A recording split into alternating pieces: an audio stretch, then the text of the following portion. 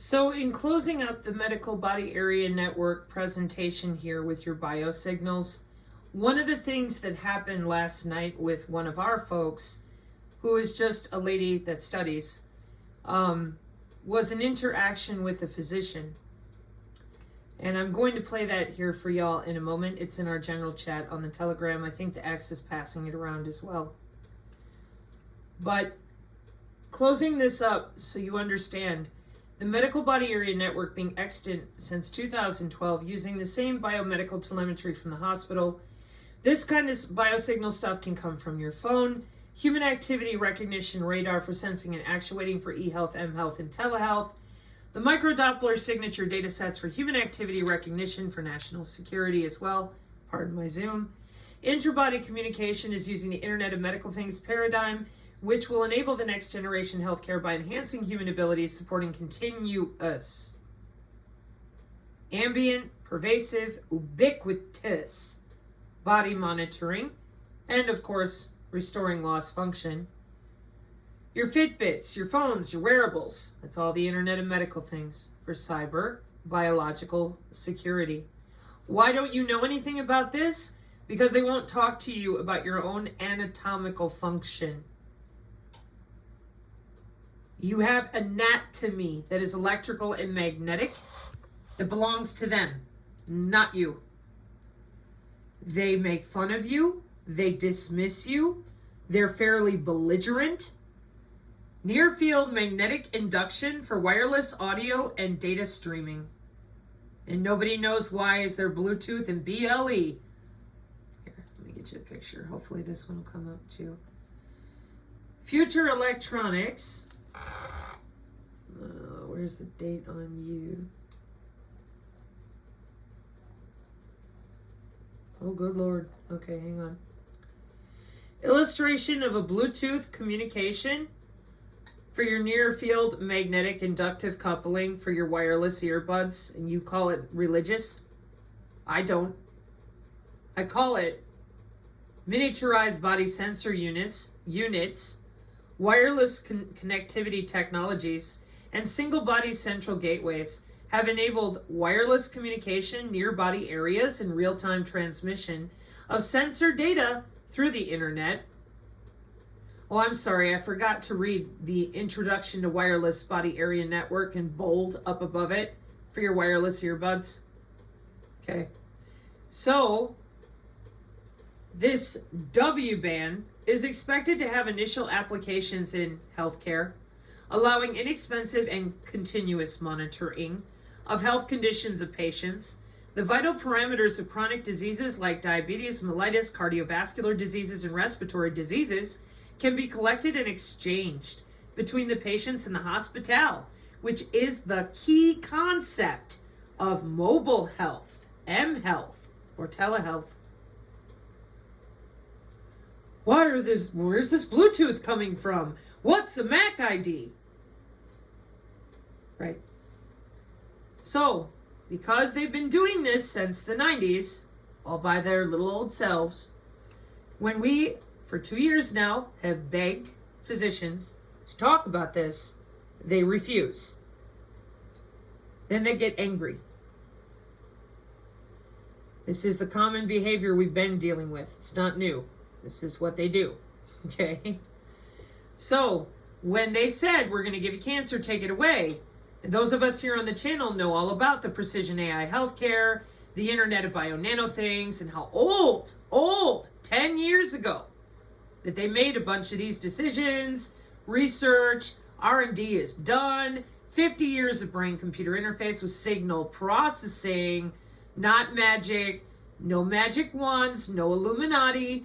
All we have here is a series of people who have jobs with these body area networks or medical body area networks. Therefore, body medical sensor data is heterogeneous and have different processing requirements by the medical team, which is based on the category of data.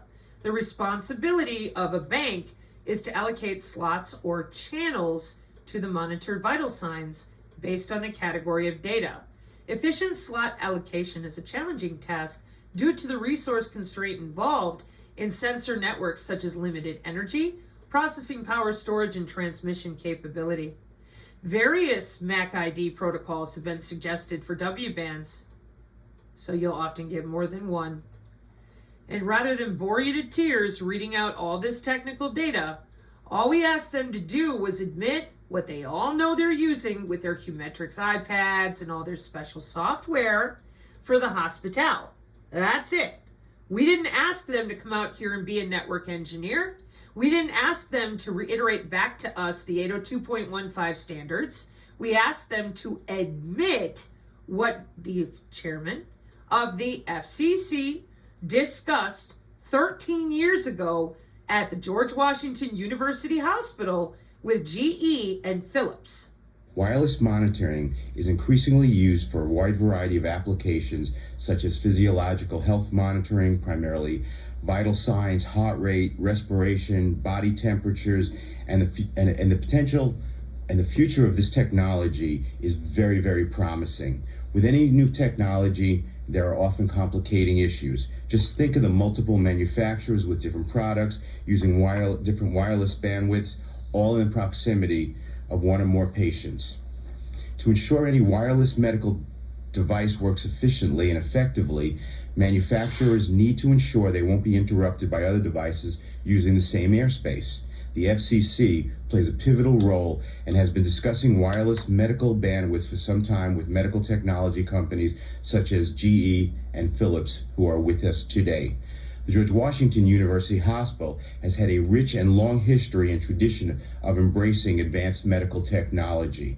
At GWU Hospital, our physicians have been testing and researching the use of wireless technology to improve patient compliance in clinical research, in clinical trials with patients who have diabetes, patients using cell phones to examine patient injuries before they arrive in the ER for care, and transmitting EKGs to the emergency department while patients are en route.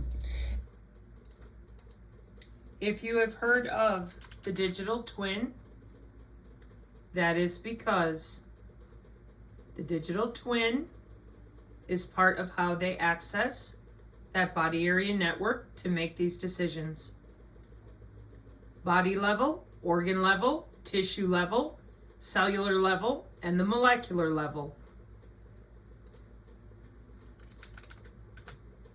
The FDA Modernization Act accesses the digital twin as a computer model and cell-based assays that you can go in and donate a section of your cells. They do an in vitro in the laboratory work, and they create a wireless assay to monitor with that bioelectromagnetic algorithm of your body. And in case you have already forgotten, you didn't, what bioelectromagnetics are, that's the study of electric and magnetic fields in living organisms. So before we go to our Yeti, one more thing, magnetic human body communication refers to a technology where electronic devices transmit data wirelessly through the human body using magnetic fields. You are going to notice that it looks like what you probably thought is Kirlian photography. Nope. That's your aura, known as the biofield on the National Institute of Health. Again, 6,000 years, give or take, depending on how much history you think we have, and everybody has always known that there's an electrical anatomy. You know, like the kids shuffling across the floor in the wintertime with their slippers on. And magnetic, too. So where did it go? Well, there it is, with the biomedical engineers. And here it is at Purdue University. And here it is with the different modes of interbody coupling. Sorry for, again, the glare on my monitor. And your intrabody communication network. The intrabody communication we were just talking about, where they overlaid what you thought were religious chakras, which are actually the nodal points of your veins and arteries in your internal organs. Like I said, the biosensors are right over top of what you thought were chakras, because they're not religious. It's your blood flow. And your cells communicate electrochemically. And these people that work these jobs as biomedical engineers, radio frequency engineers, electrical engineers, then you have your departments of radiology and your administration and all sorts of people involved, just at different levels of deployment. Most of your nurses and doctors, they get handed a Humetrix piece of software on their iPad, and they're told, go to work, do what you're told, click your drop down, off you go. That's not an excuse to treat people with disrespect and be dismissive, because this is having a health effect on a lot of people. And the whole point of your injection is the intrabio nano things, see other videos. It's a biocyber interface using your own body to collect data on the inside of you and send it to them. And no, you are not allowed to collect your own same data. There's some data that you can with like your wearables and things like that. But for your electronic health records and other systems, due to HIPAA and other types of black box compliance and cyber biological security, you're not allowed access to that. But they are. Who's they? Department of Homeland Security. One more thing. I'm going to take you to the NASA servers briefly so that you understand how well known this is without getting too much deeper, because I've done plenty of other videos you can go watch. But this system of intra-body communication, here we are at Langley, okay, directly at the NASA Technical Reports server. Secure Intra-Body Wireless Communication, CWIC, is a project to investigate, design, and implement future wireless networks of implantable sensors in the body.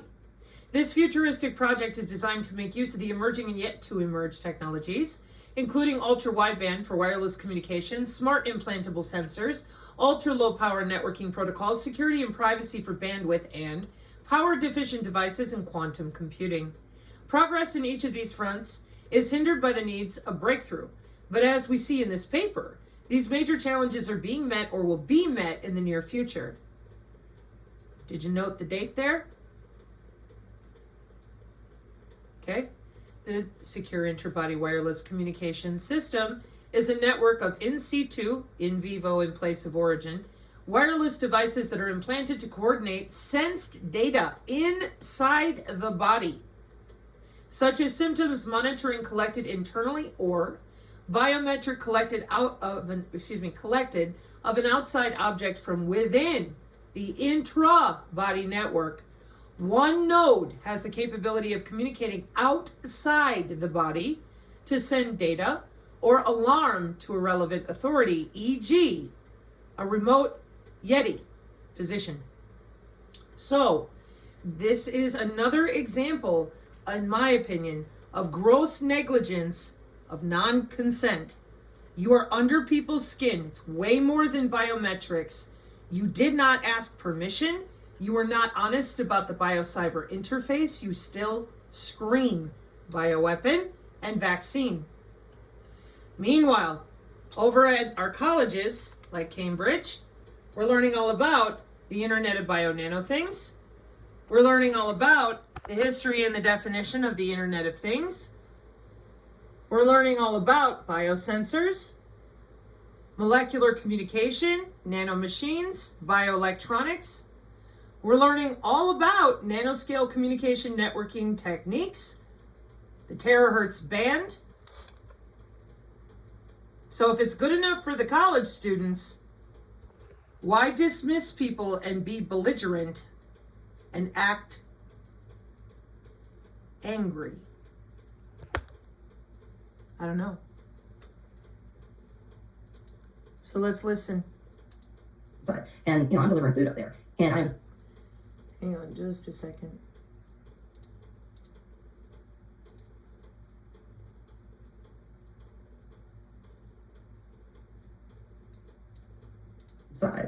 And, I'm delivering food up there.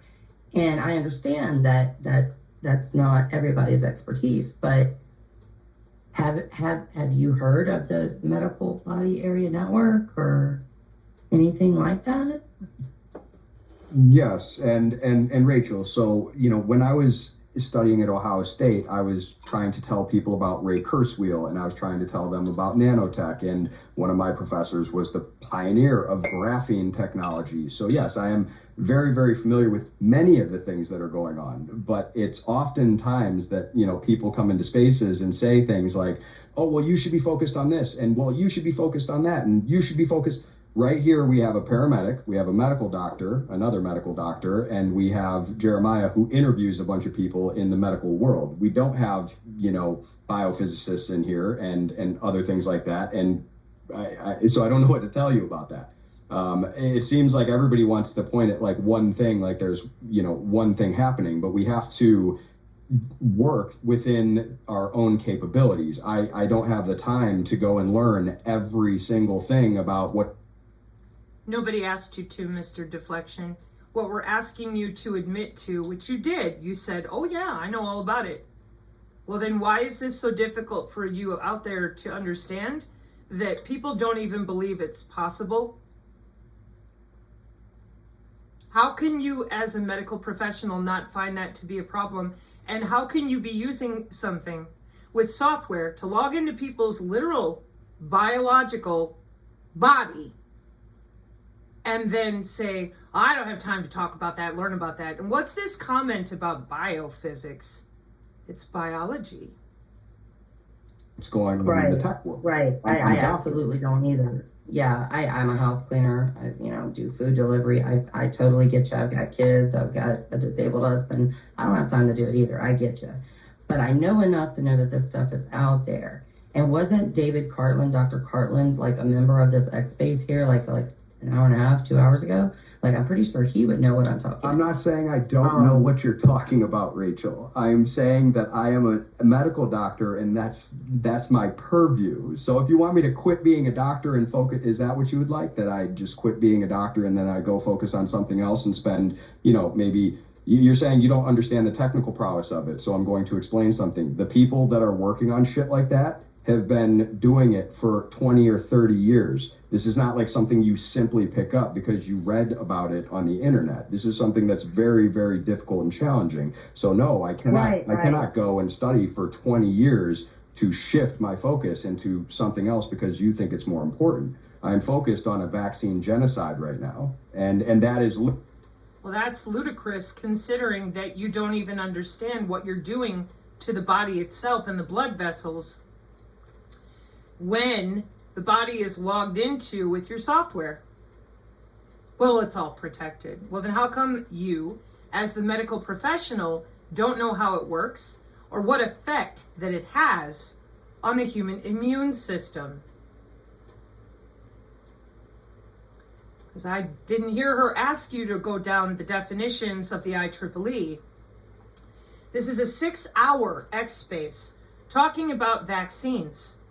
We're dealing with a biocyber interface, and we have people logging in electrically to a piece of our anatomy that you people don't even admit exists, yet there you are. 20 years, it's so complex, oh my gosh. So why aren't you telling people that that's really what's going on here? We have energy harvesting. We have a COVID W ban. We have a COVID W ban. Well, I'm focused on a vaccine genocide.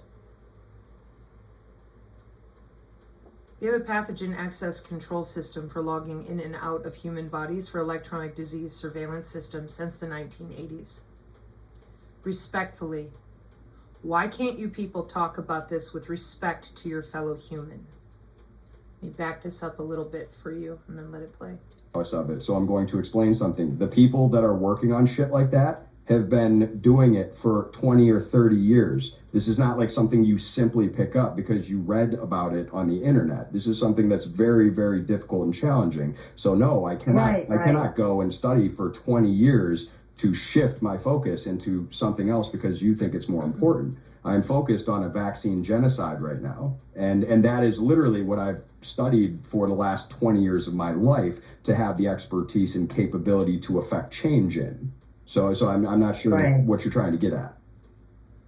Well, I guess like, what you were saying about 20 or 30 years, like nano.gov has been up for 20 years, and it's so incorporated into so many things. I mean, just as a doctor, you know about what is it, Abilify, and that stuff that communicates electronically to your biological system.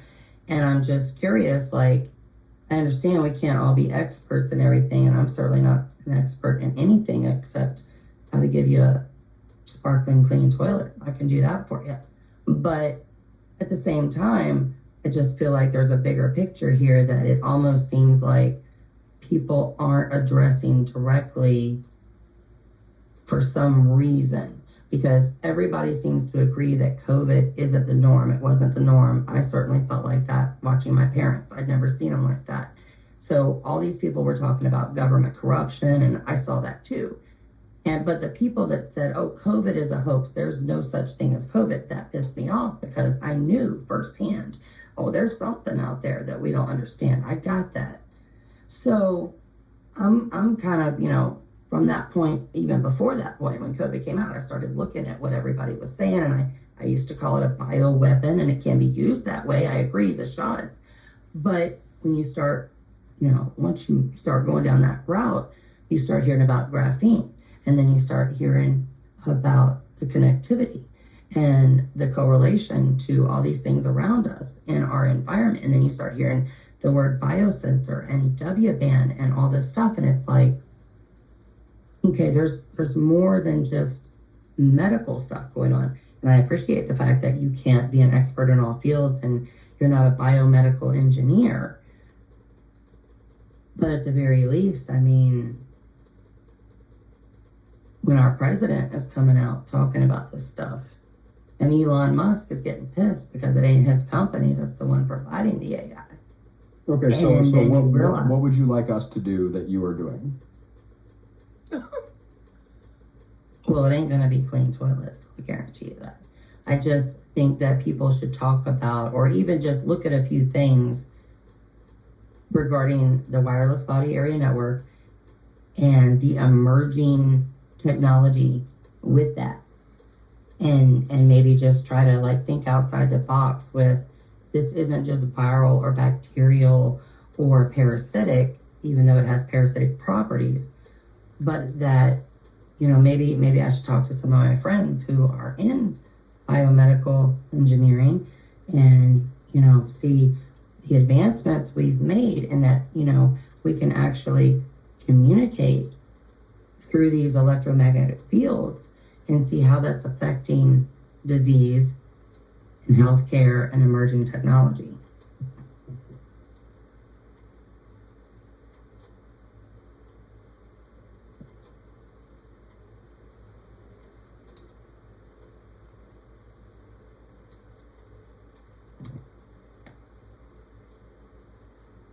Harry, are you there? What are you up to, Harry?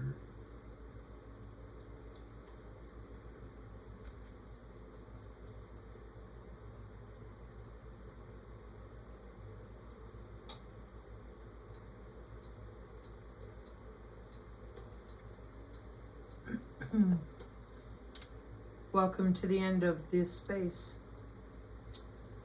So, when it comes to this consistent attitude that people are not allowed to know,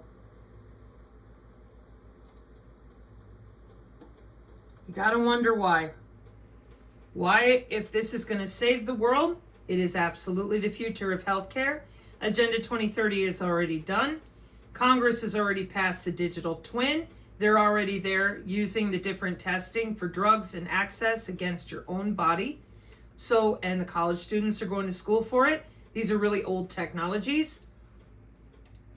I would like to see a couple of more American and British men out there, and I tell you why.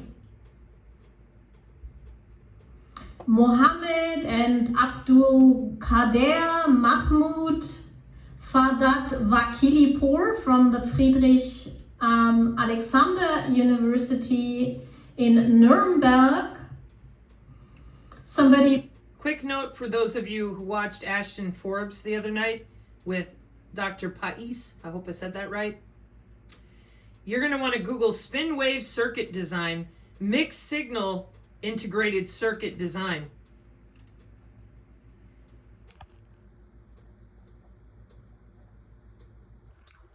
IEEE Circuits and Systems Society. How are they wirelessly accessing us? They have integrated circuits of varying degrees. Many, many, many of them. Biomimetic in nature, too. Swarm algorithm, happy fun time with wireless sensor networks. Just letting you physics people know. From Northeastern University, and a Scottish guy, well, Cumber Abbasi, doesn't sound exactly like a Scottish name to me, but anyhow, so this is Glasgow University, plenty of professors. This is York University, also Great Britain, cyber physical security, Canada. Anyhow, so you've got plenty of people on here who are totally privy to wireless intra-body nano communication. Yeah, they liked Hadil Elayan's post about an upcoming workshop. Well, it's actually a course, it's not a workshop. 19th European Conference on Antennas and Propagation, March the 30th in Stockholm, Sweden. Yeah, this is wireless intra-body nano communication for health monitoring. So this is the actual course. Injectable bio-cyber interface for e-health, injectable electronics. Joseph Jornet, wireless nano biocommunication networks. In the big threads that I have been added to by whomever, yeah, there are civilians like Cell, 11 Star, Jindy, Wireless Warrior. They're spending tremendous amounts of their time to inform the public about the bio-cyber interface that got injected without informed consent. Then there are others. I call them the talking heads. They do everything to obfuscate and until now have not defined what the bio-cyber interface of Achilles, Jornet, Pierrot Bon, and Cambridge University is. It's under our skin. Then there are people of military intelligence in this thread. So please confront people like Celeste Salam, Richard Fleming, Stuckelberger, Mihalcha, Medei, Tenpenny, Melissa McAtee of Vax Choice. Yeah, confront them, ask them why. David Nixon. Here, military intelligence. Ask them, why have you not defined what the bio-cyber interface for e-health is that is being taught at Cambridge University? There are other big threats. Yeah, add Jane Ruby to the list. They're standing in the way to inform the American public and the European public. And that is where the primary problem is, unfortunately. We have had a lot of soft hearts, we've had a lot of tender hearts the last year and a half. And so those of us who are parents went to white paper war with the talking heads who were purposely obfuscating and omitting what they're doing under our skin. Period. This is intelligence, surveillance, and reconnaissance, communication technologies. This is information communication technology systems. And instead, we are expected to just be quiet and sit here while they're very busy going to work. And there's nothing about this that you cannot find in formal acumen. Universities, industry, the wireless industry, computer technicians of all kinds, because of those wireless earbuds we were looking at. And then you get in here with Professor Achildes, and you're going to find out that everything that we've been educating on the channel for almost 3 years, well, that's exactly what it is.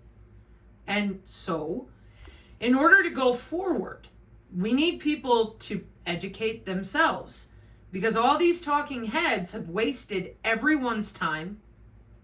They have people totally freaked out about things, some of which are 20 or 30 years old. Even most recently with electronic health records, take your cancer away in 48 hours.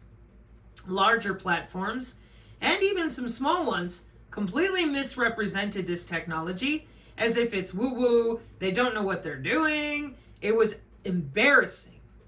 Kind of like listening to that white coat get pissed off and say ridiculous things and be dismissive of a person who is a house cleaner and basically drives for something like Uber Eats, if I understood that correctly. And she's in Roanoke, Virginia.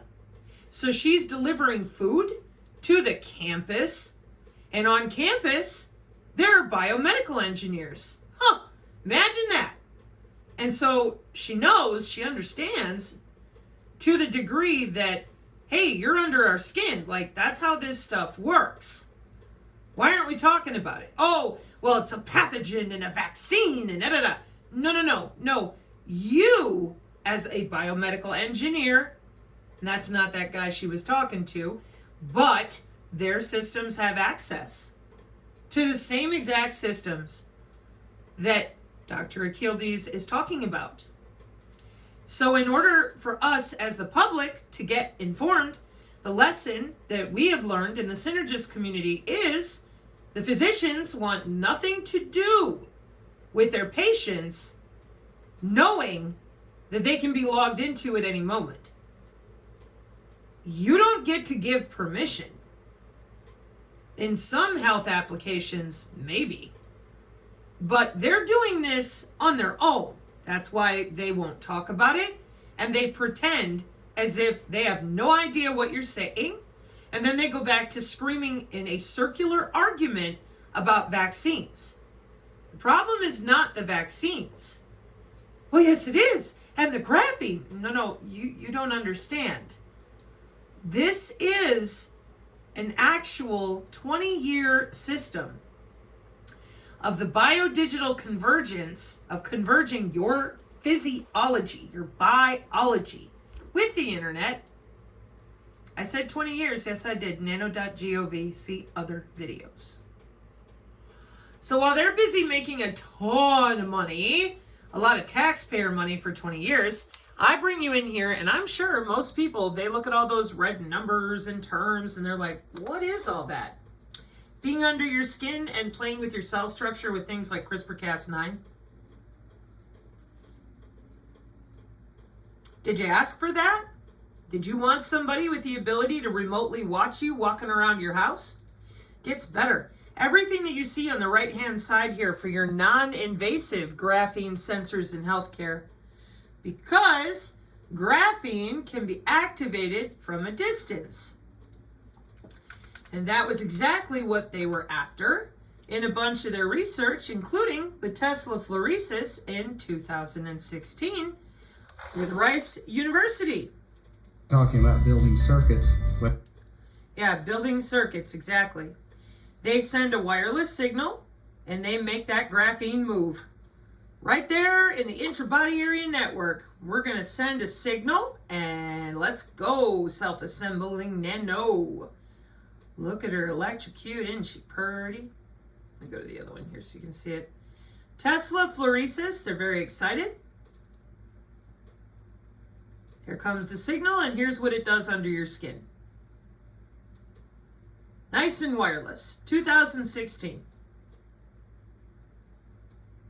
Self-assembly, action at a distance. They don't have to touch you. They don't have to get near you. It's in your wireless. It's bioelectromagnetics. They just kind of left out that you've been tethered to the cloud for 30 years. And the biosensors electrocute you just a little under the skin to send a jolt of electricity when triggered. You have your Circuits and Systems Lab since 2018 with the same Professor Akildi's work, Integrated Circuits and Systems Lab for bacteria-based biosensors, and their Panacea project, in which, once again, there's your Yetis and all these healthcare people logging into your gut microbiome so they can change the bacteria the way they want it to go. Did you sign up for this? Did you go into a clinical trial? Right. Probably not, but you're not going to have a choice. The FDA and the FCC already mandated those body area networks. Medical. 2012. Okay? See other videos of the medical implant communication system. So, here's what we're really looking at, folks, and I encourage you to watch the whole of this video. I'm going to play the beginning again.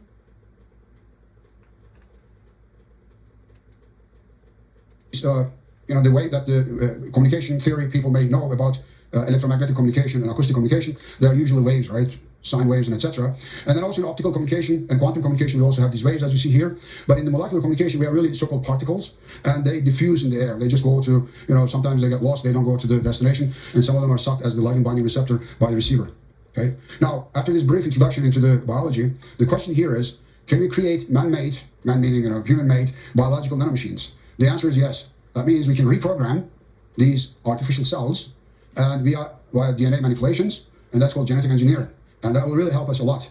In fact, unfortunately, some maniacs in the US found all my work the last 18 years. I'm getting a lot of hatred mail. So my life is in danger. They think that I'm Dr. No in James Bond movies, that I'm trying to manipulate human lives. But it's, I'm not the only one. There are many people working on this subject, So now what we try to do is, so you have seen the bacteria, right? So what we can do is we can try to genetically engineer this bacteria. And, there are many illnesses, as you know. I will point them out to you, based on bacteria or viruses, right? So if I create genetically engineered healthy bacteria, for example, Crohn's disease, I don't know, you know that it's an awful disease for intestines. So there's no cure. So I can inject into the body and they can fight these ill cells or ill bacteria and then solve the problem. So just an example. So I hope you are getting the point, right? So we are trying to create these nanoscale machines, genetically engineer them. They will act like bacteria, and also in the future we will see that neurons and calcium ions and etc. And it will help us for prolonging our lives. In fact, the mRNA, the COVID injection is exactly based on this idea. So all these fluids, right, there are nanoscale machines inside, right? So when you look... Bio-cyber interface, not bioweapon. It is. They engineered it. They've been engineering this stuff for over 50 years with the DoD. It's an interface to make it easier for them to log in. And like he said, Crohn's disease, dementia, all these different diseases that are afflicting people, they're already under the skin for 30 years. We're not going to talk about that.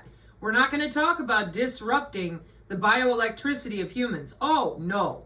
Or being in their interstitium, or using the vasculature system to scoot these little nanomachines around inside of them. Nope. That doesn't have anything to do with their immune system that their biofield comprises 80% of.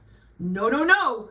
It's all your fault. You have bad genetics. So let us inject you a few more times to get the interface right. Then we're going to put some synthetic cells in you to fix you. but you've already been under everybody's skin for 30 years.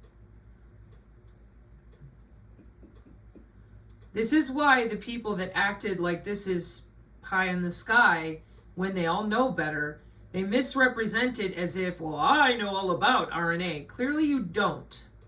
See other videos about nanoworks and the timeline, and they're covering up for the fact that all of this was done with your tax dollars. Every bit of it. And this is also our current electromagnetic warfare system with network-centric warfare, and it is our legitimate Pentagon law of war, mosaic warfare, right now, network-centric warfare. We have autonomous drones, we have nano drones, we have all sorts of things going on with molecular communication. It's all electromagnetically or electrically distributed, and instead of talking about it, we're told nothing. And they're under our skin for almost 30 years creating databases in which they can do anything you see on the right-hand side remotely. Nobody was told anything except get your cryptocurrency and get further connected to your digital twin, which they didn't believe in biosensors due to the talking heads. They thought it was all just some mystical thing they could sue Pfizer and it would be over. No, you will have remote patient monitoring and behavior modification. Ubiquitous health monitoring is mandated worldwide. These decisions were made without your consent, period, by nation state. The development for all this was done in the hospital with biomedical telemetry and the Internet of Medical Things. And they're done. They are into their second phase of human augmentation, see other videos, and all of this was done for the smart healthcare requirements for your digital twin, which is backed by the same system, one more time, as all your Bitcoin digital ledger technology. Look inside. So long-term goal is, so this is like doing the prokaryotic cells, like bacteria cells, are easier to manipulate, genetically engineer them, but the human cells are much more difficult. Of course, some people may say it's also ethical or non-ethical, but that's not the point now. So on the long term, we try Ethical or non-ethical, that's not the point now. to create genetically engineered human cells. Yep. And you know, the success is already there. Some of the Which is why South by Southwest is very excited about organoids and organelles, and people are being told to adhese their tissue with AI, their digital twin. cases. So how we do this here is we insert a piece of a DNA code, which is called lentil virus cell, and which is a special type of virus used in genetic engineering, as you see here. And then this lentil virus is able to infect a eukaryotic cell and inject a new DNA code in the cell DNA. And then this cell is a healthy cell, and it can go and fight the ill cells.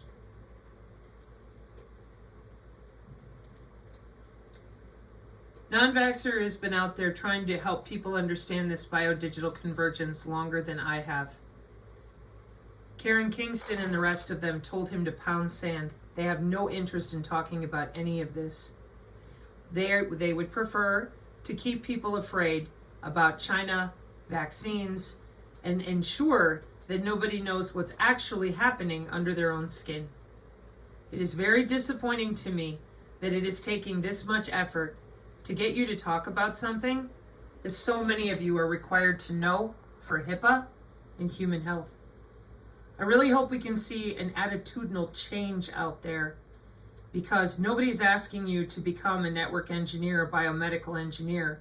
We're asking you to admit what the FCC mandated 13 years ago, so that we can have real conversations with our family members and start talking about the impact of all this logging in. And then, hopefully, somebody is going to allow those of us who don't want anything to do with this to say no. But I don't think that's possible. But hey, with God, anything is possible. Mark 5:36, amen. And special thanks to Rachel for being brave and courageous and speaking so eloquently.